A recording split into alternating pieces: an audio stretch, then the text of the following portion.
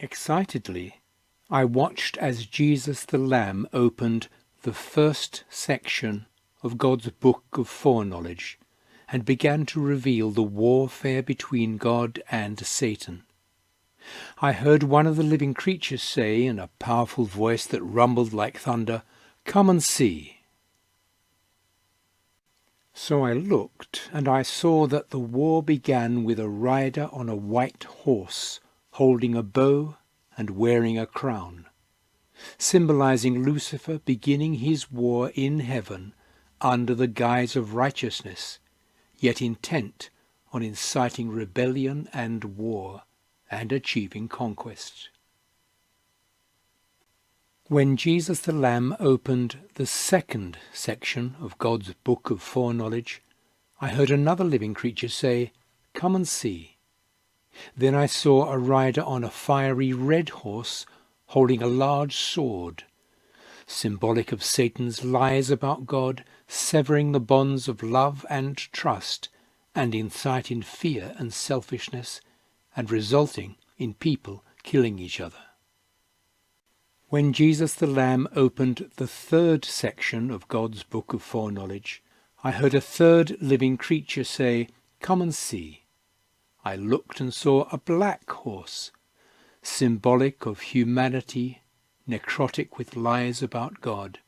Its rider was holding a yoke in his hand, symbolic of the spiritual enslavement that occurs when the mind is bound by lies about God.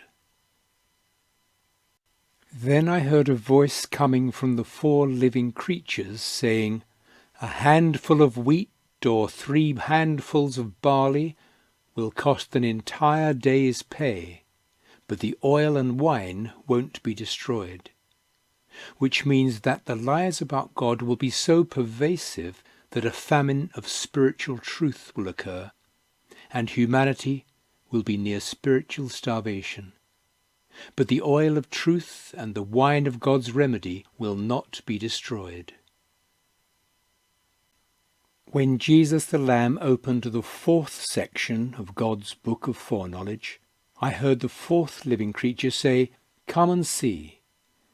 Then I saw a pale horse, and its rider was named Death, symbolic of a church fighting against the truth and promoting a false remedy, and the grave was filling up behind him.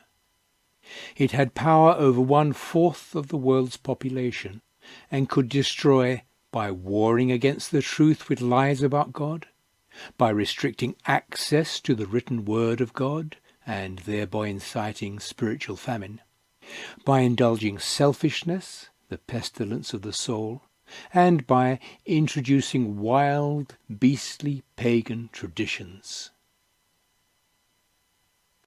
When Jesus the Lamb opened the fifth section of God's book of foreknowledge, I saw an altar, and beneath it I saw the individual identities of those who were killed because they embraced the truth about God's character of love and faithfully revealed his methods, rejecting the lies about God. Their lives called out, "Almighty Lord, who always does what is right, how long until your diagnosis of the inhabitants of earth is made known, and you set right the wrong done to us?"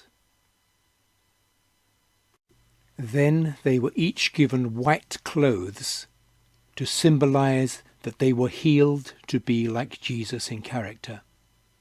They were told to be patient a little longer, until the rest of their co-workers and friends completed their witness and were martyred for the truth. I watched as Jesus the Lamb opened the sixth section of God's book of foreknowledge. There was a great shaking of ideas in the minds of people on earth. Their unshakable confidence in religion was broken, as evolutionary theory, like a black cloth obscuring the sun, covered over their minds. The moon bled dry for believers, and the stars fell from their high places of esteem, shaken by the mighty wind of changing ideas.